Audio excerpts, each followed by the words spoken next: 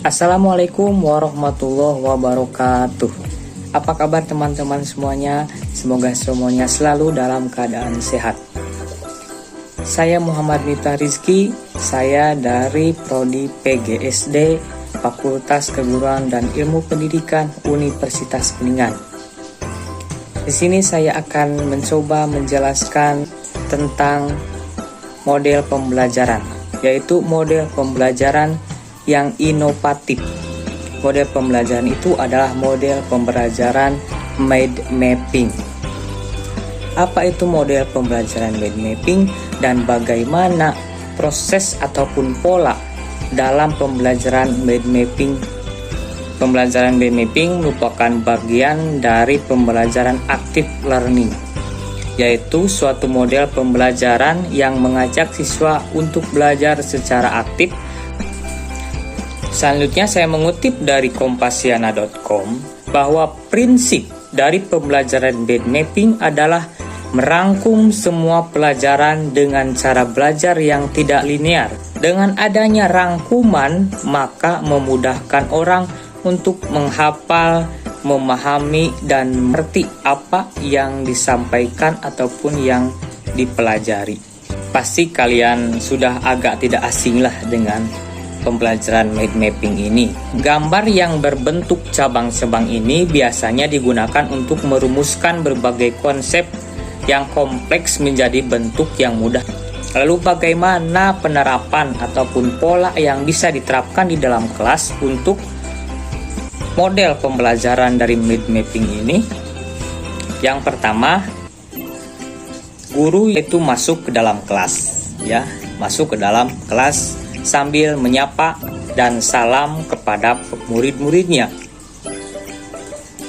Selanjutnya, sebelum melaksanakan pembelajaran, berdoa bersama di dalam kelas terlebih dahulu, bisa dipimpin oleh KM dari kelas tersebut. Selanjutnya yaitu menanyakan kabar dari siswa-siswi ataupun murid-murid kita. Selanjutnya yaitu bisa kita berdiri untuk menambah semangat itu dengan menyanyikan lagu nasional seperti lagu Garuda Pancasila. Selanjutnya guru yang mengabsen siswa-siswinya dari absen pertama sampai yang terakhir untuk memastikan siswa kita yang hadir dan yang tidak hadir.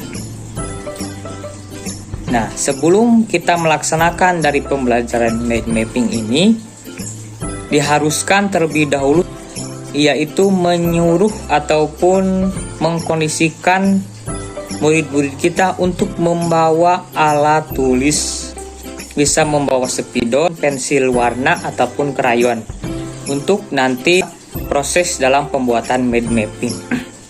Tetapi kalau kertas kita bisa menyediakannya. Selanjutnya yaitu memberikan topik tentang materi yang akan dibawakan, seperti komunikasi atau lain sebagainya. Selanjutnya membagi kelompok kelas tersebut ke dalam kelompok-kelompok yang lebih kecil.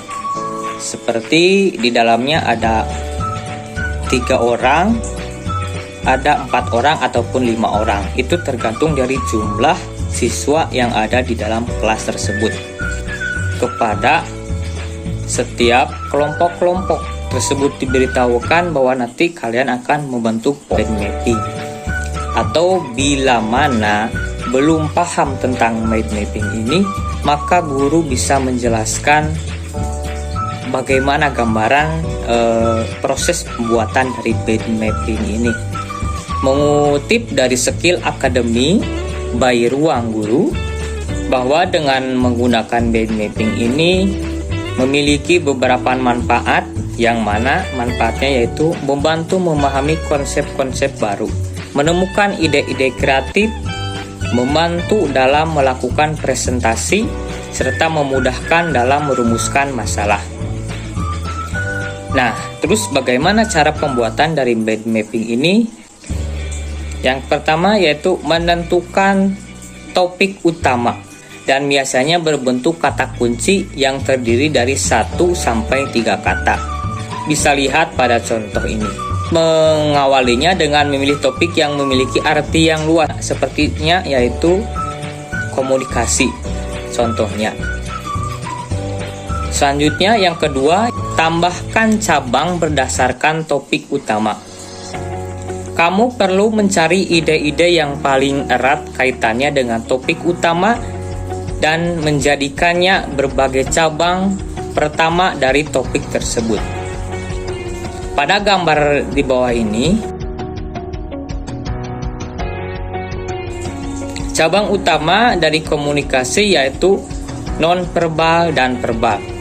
Nonverbal dan verbal adalah jenis dari komunikasi. Jadi, jika kamu masih kesulitan dalam menentukan cabang utama, coba identifikasi terlebih dahulu berdasarkan jenis ataupun bagian-bagian lain yang berkaitan.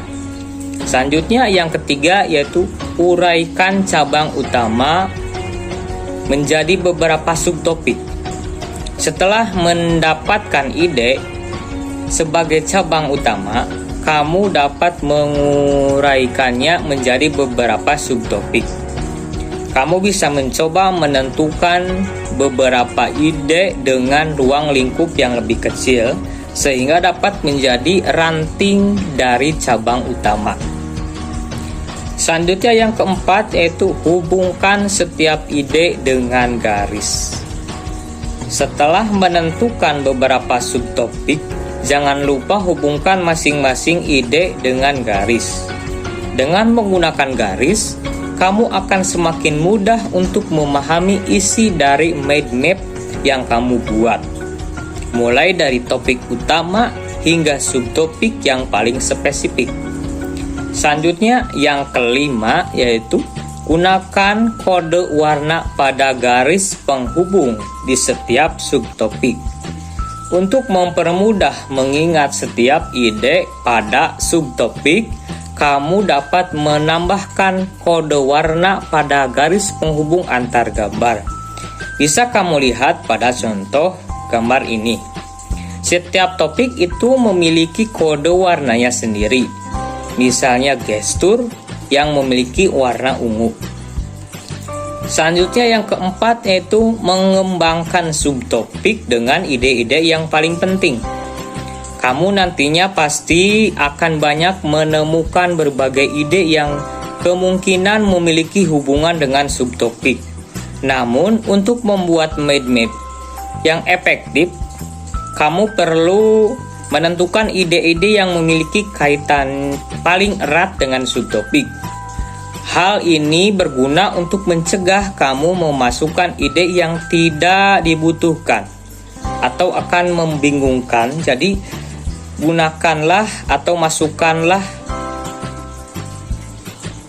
kata yang paling berkaitan, paling erat hubungannya dengan subtopik. Selanjutnya itu tambah yang ketujuh, yaitu tambahkan catatan kecil bila diperlukan. Tidak jarang nantinya mind mapping ini dapat memiliki jumlah cabang yang banyak dan sampai turunannya itu banyak karena banyak bagian-bagiannya. Nah, agar tidak lupa dari makna setiap ide tersebut, tidak ada salahnya untuk membuat catatan kecil dari setiap cabang-cabang tersebut. Selain itu, catatan tersebut juga dapat menjadi keterangan dari ide-ide yang dianggap sulit ataupun kompleks. Nah, di sini saya akan sedikit memberi contoh bagaimana bentuk-bentuk dari mind mapping.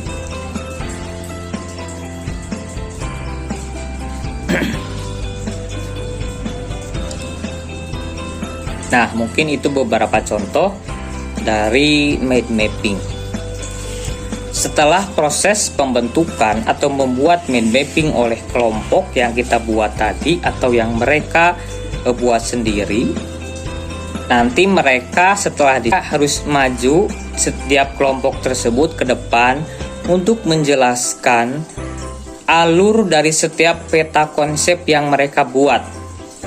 Pasti alur ataupun peta konsep yang mereka buat akan sedikit berbeda-beda, tapi tetap pada jalur utama ataupun garis besar yang sama. Nah, setelah beres, semua kelompok maju ke depan untuk melakukan presentasi ataupun pemaparan sesuai dari kelompok masing-masing.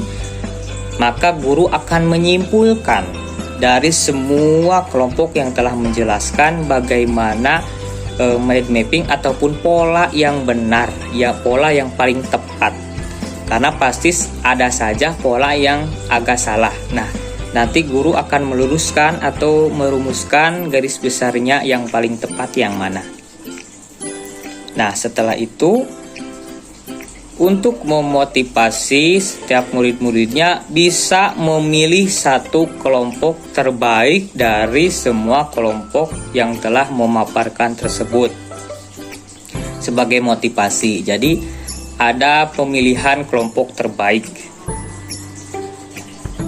Nah, mungkin itu pola dari pembelajaran ataupun model mind mapping ini. Nah, selanjutnya sebelum menutup, yaitu bisa ice breaking dulu, bisa tetap tepuk semangat untuk melanjutkan ke pembelajaran selanjutnya. Nah, sebelum menutup semuanya, yaitu berdoa terlebih dahulu untuk mengakhiri dari pelajaran tersebut. Nah, mungkin itu tadi beberapa pola dari pembelajaran model pembelajaran inovatif model mind mapping. Mungkin itu yang dapat saya sampaikan. Semoga bermanfaat dan mohon maaf bila masih banyak kesalahan-kesalahan. Saya undur diri. Wassalamualaikum warahmatullahi wabarakatuh.